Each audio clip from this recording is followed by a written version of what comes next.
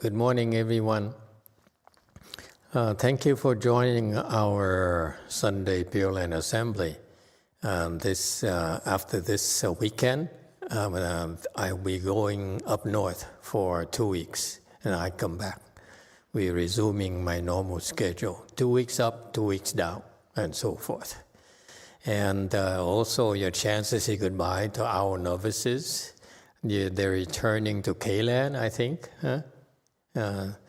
next week, something like that. So anyway, let's see. What shall we talk about today? Oh yeah, the prior weekend, we went and did the funeral service for Master Z's father. So I have not done it for quite a while, so I did it again. And typically nowadays, our people are good enough for me not to worry so much. But because last weekend, Master Z was not available, so I had to go cover for him. And I realized that looking at the process we went through, it's a very, very important process. So that's why I think in the future, the people who go do ceremony services, the funeral services, should try to explain to people a little bit about why we're doing certain things. Because most of these people, they don't know. Most of the guests who come to the funeral services, the funerals, they don't really know why we're doing it. And to them, it's all the same. It's like superstition or tradition only. First of all, the funeral service is a very, very good thing to do. And it's a good thing to invite the monks and nuns from various temples to come and do the service because it creates blessings for the deceased. And that's a last chance for the family and friends to contribute. Okay, so let me go through why we do certain things. And you, Sanghas, in the future should try to understand this and explain to people, okay, to help them understand the Buddhist rituals, why we do certain things. Okay, first of all, when you go to the funeral homes, this is where the first part of the ceremony was conducted. It's not a good place to go because funeral homes and cemeteries are the places where the ghosts and the demons reside. That's their territory. So every time you go to a funeral home, it's like you're going to a ghetto in New York or barrio here in Southern California, where it's very dangerous for you, to put it bluntly. And therefore, you have to be very careful, okay? Don't go there for fun, for example. I used to have a disciple who left me already, early days. She's more Catholic than Buddhist, but she was dying of cancer, so we helped her stop the cancer. She wasn't dying anymore, so she left after that. But she was Catholic, and she told me she really enjoyed going to cemeteries for fun because she felt peaceful. It's just the opposite. This is another weirdo, because when you go to funeral homes and cemeteries, it's the ghosts and troublemakers are there, and it's not good for you. First of all, and actually it's very dangerous for you. So we realize that for the people who go to funeral homes, the first thing we do is to purify the boundaries. So what we do is use this Dharma, this mantra, like a great compassion mantra, and the small mantras and so forth, to set up a boundary where we basically take over that area for the duration. okay, so that we're protecting everyone who goes there. So when I was there last weekend, for example, when I walked in, as usual, wasn't bad, but wasn't bad because my Dharma protectors, my bodyguards were there already. They usually come in advance to pave the way for us. But still, they were not allowed to do anything more than that. Okay, and so when I got there, we purified the boundaries the first thing, and as soon as we finished doing that, the area became more peaceful drastically. The boundaries means that we set up that area there, which includes the whole area, the room people get for the ceremony, and bathrooms and so forth, the outside area. So we couldn't cover everywhere, but basically we announced our presence and said, this is our area. If you stay within this area, you have to behave yourself. If you don't, I will evict you and throw you out. Okay? And so that's why the troublemakers understood it right away, and those who stuck around behaved, and those who didn't want to stick around had to leave. And those who stuck around misbehaved were immediately taken care of and thrown out. That's what it means to purify the boundaries. And believe me, it makes a difference. I was there. It's a huge difference, like a factor of 6-fold more peaceful than before when I was there. Okay? And we brought a lot of people, actually, to honor Master Z's father, late father. Okay? So right there, we flex our muscles and say, here we are. You better behave. We're no longer polite.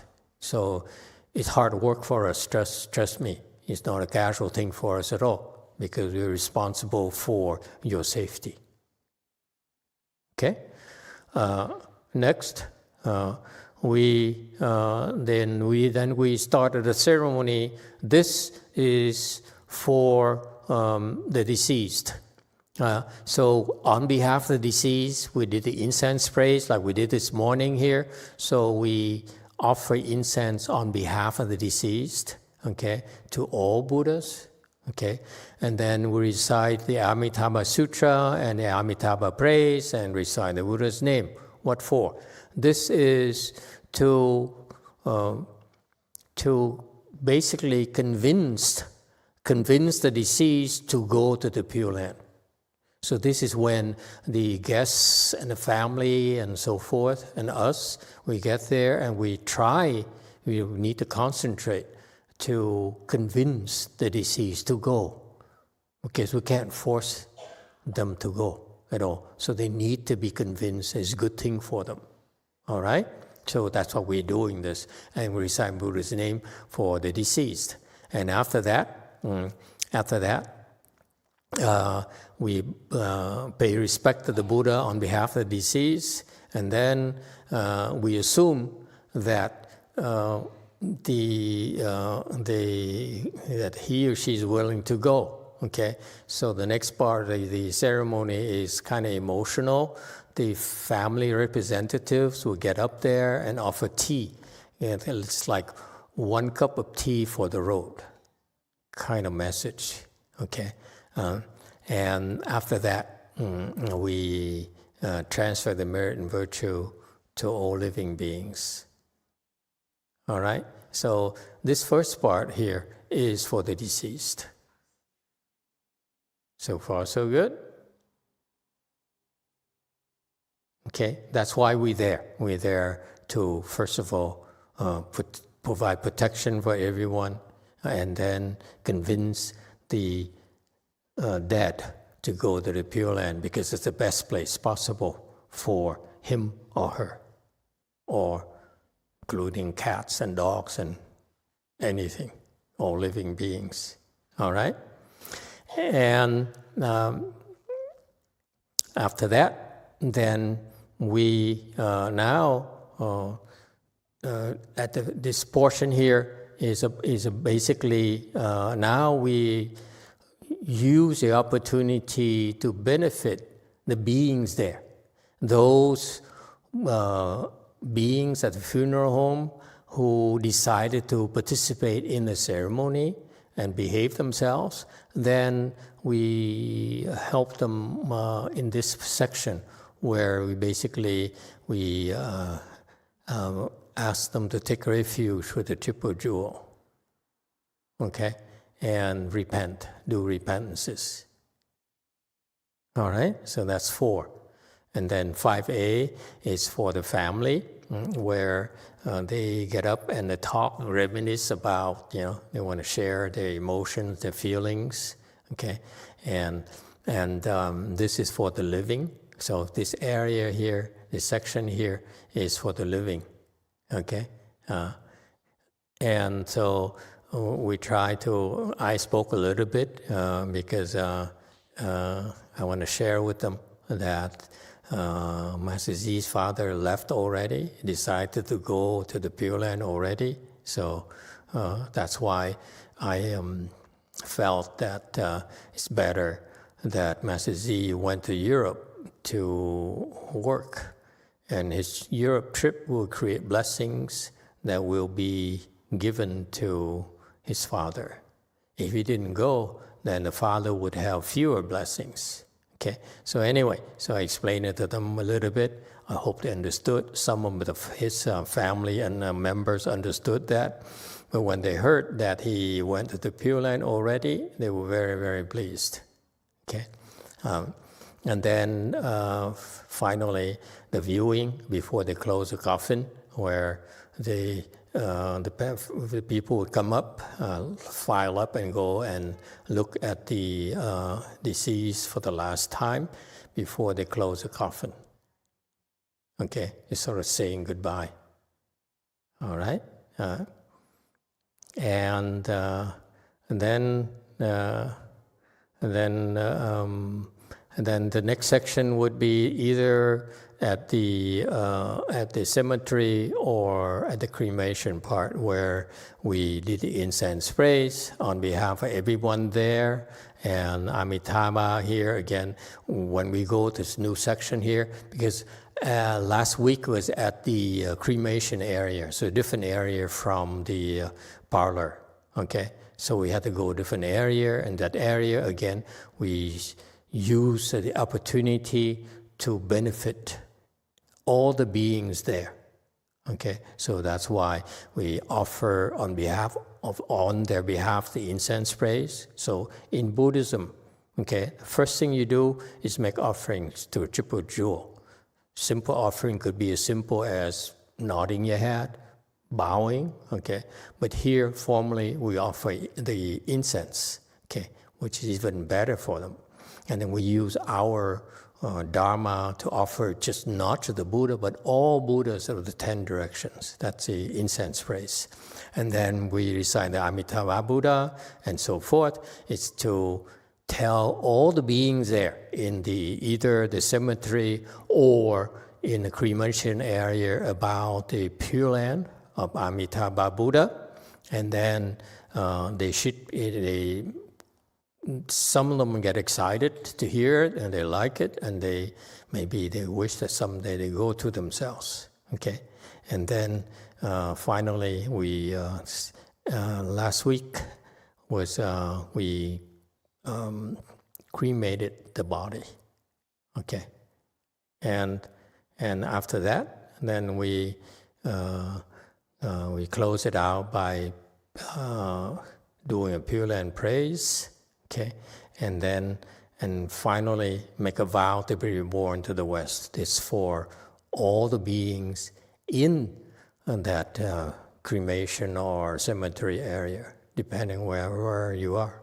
And that's the end of the ceremony. And amazingly, last week when I was there, we had to break it. We started at 10 in the morning.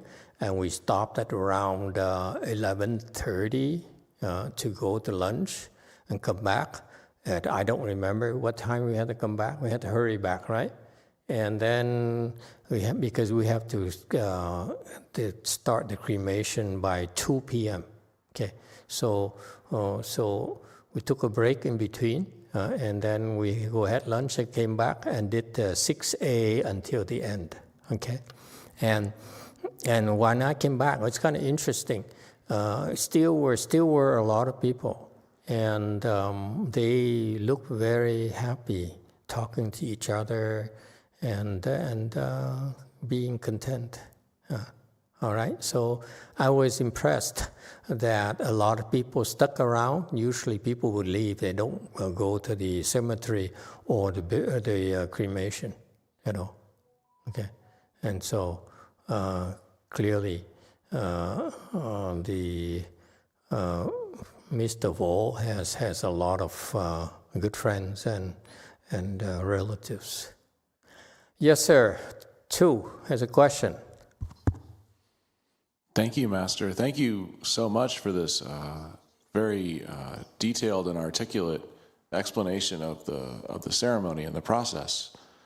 I've never seen it described this way before, and I really appreciate it. Because it's so detailed, about 6C, the cremation, the burial cremation step. So the Sanghans are still on the location, and the Dharma protector boundary is still in place as the body is cremated or buried. Is that correct? No. Okay. Because it's a different location already. Yeah. Okay, so now we go to a different location. Suppose it's a cemetery, then we have a small issue. Cemetery is even worse than the funeral homes. By the way, the last thing I would recommend you to do is have a career at a cemetery or funeral homes. It's not a good thing. Okay. Come on, go. Okay. So, but sometimes we can't help it. It's not a good profession. But anyway, so it's so perceptive of you when doing the boundaries is only for at the funeral homes, and then after that it's a different thing. So we shortened it, and because we didn't want to do the purifying the boundaries again. So what I typically do is to do a invisible version of it. No ceremony, but we basically, when I go, I take over as well to avoid problems. Okay, so basically in the afternoon, I didn't know where the cremation area was, so as soon as I walked into that, basically I took over. Okay, so everyone is safe. Good point. And when you go to cemetery, it's the same problem. It's a worse problem in the sense that you have to cross the cemetery to the burial area, so a little bit more difficult. Okay, but typically what we try to do is protect you, because what happens quite often is that when you go to cemeteries or funeral homes, the ghosts would jump on your back and follow you home, and then look at your grandchildren. They love children, especially cute ones. And they jump on them and possess them. Okay? And so there's one thing too. This is why you monks and nuns have put so much emphasis on helping you develop samadhi power, because that's when it matters. This is when you are able to help protect them, because you can no longer talk. You can't reason with these ghosts and demons at the funeral homes and cemeteries. It's their world. We invade the world and they don't like it. So that's why basically we have to use brute force. There's no negotiating with them. Okay? Every time I go to the cemetery, they stick around, stand around, they ignore us. I said, what are you doing here? So we basically have to push them around because we can't do the set up the boundaries officially because the ceremony of the one sections, okay, we don't have time to do that. So practically, I do it invisibly. I do a short version where when we purify boundaries, there are different ways of doing it. This is ceremony part for the living. So we tend to use ceremonies. But for me personally, there are much quicker ways to do it. Okay. So in general, when I'm there, then I will do it naturally. Okay. Okay. I can't sneak anything past any of you. You are so perceptive. The more I tell you, the more you have questions. Yes, 3. Master, on Monday, the family brought his ash to the temple. Yeah. And his father appeared. And he was really, really happy. Appeared to who? I didn't see him. He appeared downstairs. He appeared downstairs? Yeah. And downstairs where? in the kitchen. Which kitchen? The old kitchen. Here? The father appeared? Who saw him? Martina. Martina saw the dad. And he was talking through Martina to Kenix. Oh. And he was really happy. His energy was very, very cool. And the leaves behind me was shaking, the plant. And originally when we brought him up, we didn't do the ceremony. So we offered incense and we placed him next to Amitabha Buddha. And then we went back downstairs and Martina was just talking to me. She didn't know what she was saying. So I asked her, is it because we didn't do ceremony? And he wanted us to do ceremony. So we came back upstairs and then we did ceremony. And then he was happy. So demanding of a customer. Everything we do creates blessings for him. That's why you don't know how much they appreciate this. It's like to them, it's like so important. It's like a woman getting married and bringing a dowry to the husband's family. So when he goes to Pureland, we do these things. We add to his bank account of blessings. Okay? So they appreciate it, by the way. So when we do these things, they really, the deceased really appreciate it. They love it. Okay?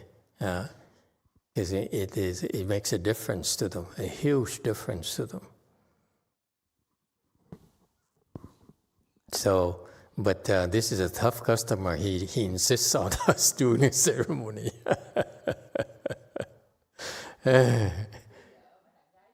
Yeah? So Kenix asked him, did you meet Grandma? And he said, no, he's still looking around. The place is so big. I told you. PLI is even bigger than United States. Anyway, never mind. Yeah, 1.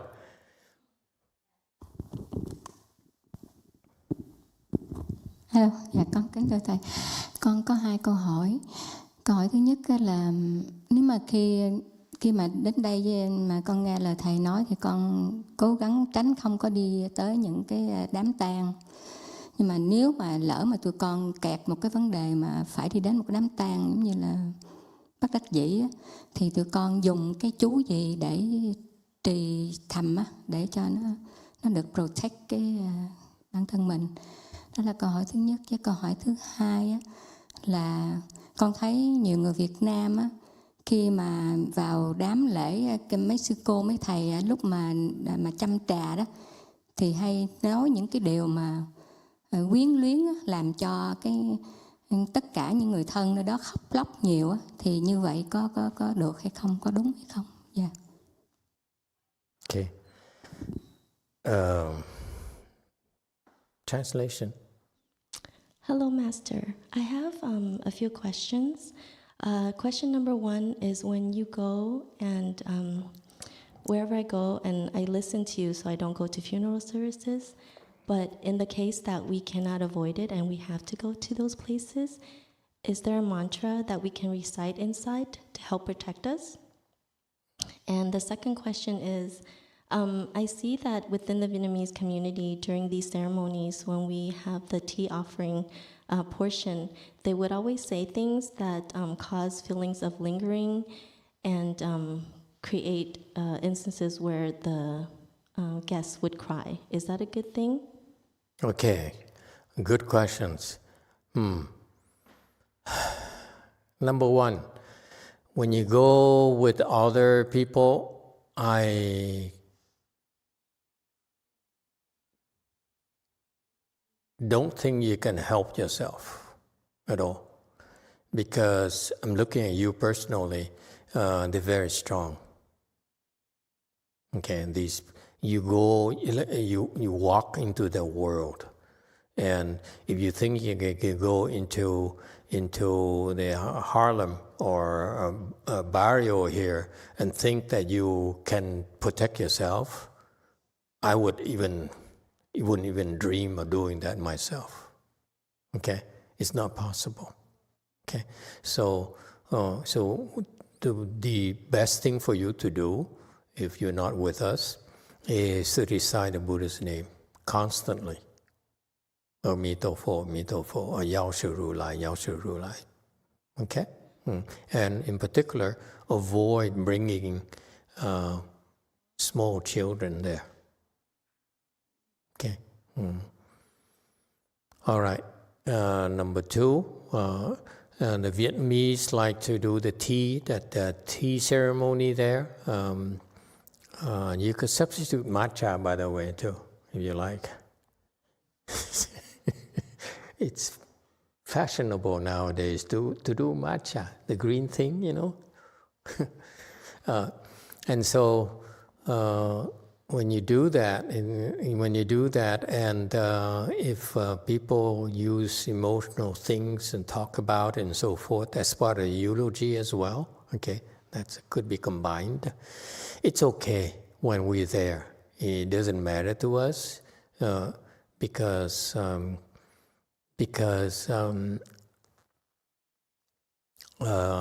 as far as I'm concerned, I would do my best to convince the deceased to go. Okay, we're here on a recruiting mission. We want to add more population to BLI Nation and Pureland. So we have means to persuade them to go. Okay. However, if this is a bad idea for the other temples, because if you get emotional, the deceased is more likely to stick around than going. Okay, so it's not advisable to get emotional. It's better to hold it. We used to, by the way, when we first started doing this, I used to ask the families to not get emotional at all until I feel that they're gone already.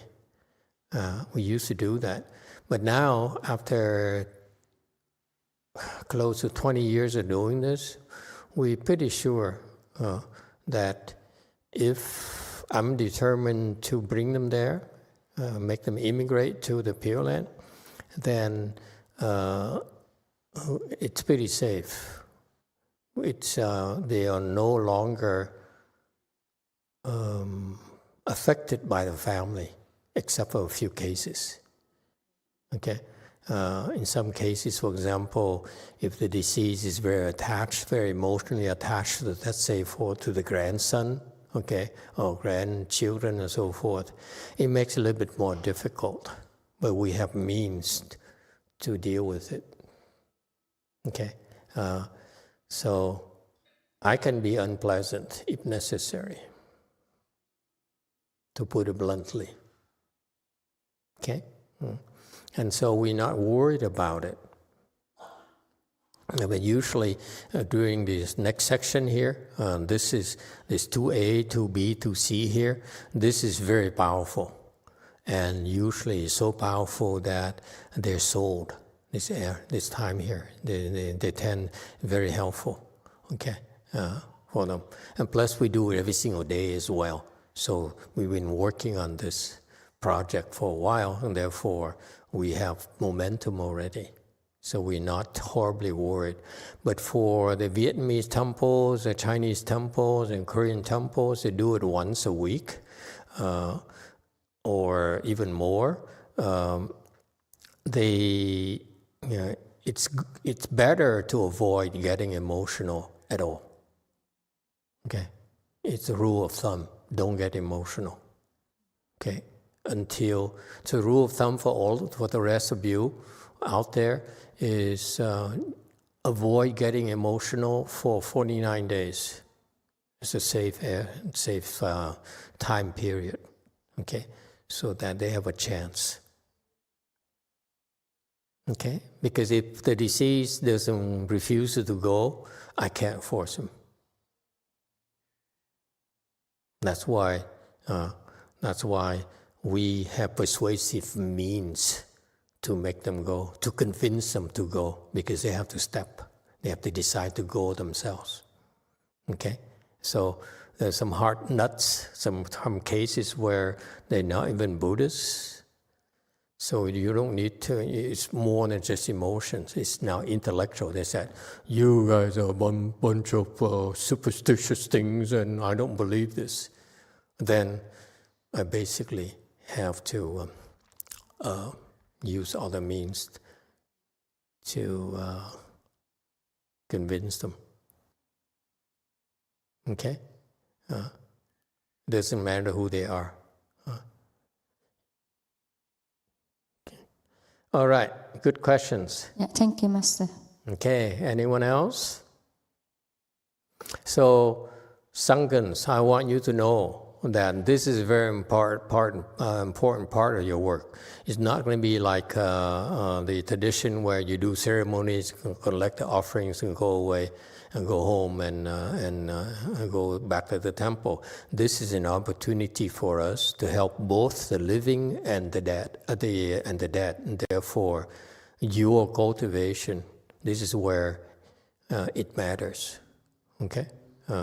And by the way, for in our world, this is where most temples depend on this kind of services. Okay, and so it's a good tradition for the temples. But for you, I want you to have that pride of ownership and a sense of duties in that we have an opportunity to help them. So, and this is why you need a high level of kung fu. So that you can really help protect seal the area, protect the attendees, and then ultimately convince the deceased to go. Okay? All right. That's it for today. Thank you, everyone. Keep up the good work.